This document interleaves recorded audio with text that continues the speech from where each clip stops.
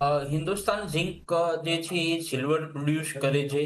આ ક્વાર્ટરમાં અને નેક્સ્ટ ક્વાર્ટરમાં એને સિલ્વર હેચ કરેલું છે, આઈ થિંક $38 to $40 આસપાસ. બટ એક્સપેક્ટેડ છે કે જ્યારે આ હેજિંગ ખતમ થશે, પછી સિલ્વર નું જે પ્રોફિટ સિલ્વરમાંથી આવે છે એ વધશે. લગભગ 45% ઓફ ધ ટોટલ પ્રોફિટ સિલ્વરમાંથી આવશે. પ્લસ એનું ઝિંક અને સિલ્વરનું એક્સપેન્શન બી છે નેક્સ્ટ 2-3 યર્સમાં. બેલેન્સ શીટ સ્ટ્રોંગ છે ઘણી બધી હિન્દુસ્તાન ઝિંકની.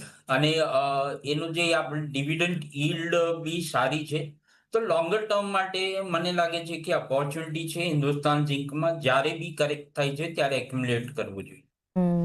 યસ, લોંગર ટાઈમ માટે યસ, તમે અહીંયા કામકાજ કરી શકો છો. એ પ્રોડક્શન પણ વધારવાની એ વાત કરી રહ્યા છે, અને જે રીતના અત્યારના હેજ છે પણ વિરાટ, કઈ રીતના ચાર્ટિકલ પેટર્ન જુઓ છો? એન્ટ્રી લેવી હોય તો કયા લેવલથી લઈ શકાય? તો અત્યારે અગર આપણે જોઈએ તો એક સારું એવું એલિવેશન આપણને આવતું જોવા મળ્યું છે. હમણાં જોયું હતું આપણે નવેમ્બરની આસપાસ ક્યાંક ને ક્યાંક 450ની આસપાસના લેવલ્સ પર કામકાજ કરતું જોવા મળ્યું હતું. ત્યાંથી એક સ્ટ્રેટ બાઉન્સ આપણને બનતો જોવા મળી રહ્યો છે, જ્યાં નિયરલી 700 સુધીના લેવલ્સ અત્યારે આપણને આવતા જોવા મળી રહ્યા છે.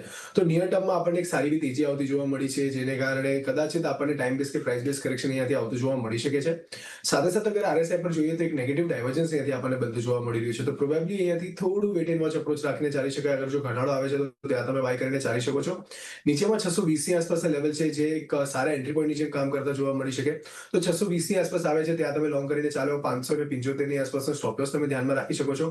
ઉપરની સાઈડ પર 700-750 સુધીના લેવલ્સ તમને હિન્સિંગમાં બનતા જોવા મળી શકે. કરંટ પ્રાઇસથી થોડું વેટ કરીને ચાલવાની સલાહ રહેશે, પરંતુ જો ઘટાડો આવે છે તો ત્યાં તમે બાય કરીને ચાલી શકો છો. એ તો ઘટાડે અહીંયા ખરીદી કરીશું. અહીંયા 750ના આપણે લેવલ્સ જોઈ રહ્યા છીએ. અત્યારના નિયરલી 686ના લેવલ પર કાઉન્ટર કામકાજ કરી રહ્યું છે. તો શોર્ટ ટર્મ ટાર્ગેટ્સની નજરથી આપણે જો જોઈએ તો ઘટાડે તમે અહીંયા ખરીદી કરો અરાઉન્ડ 620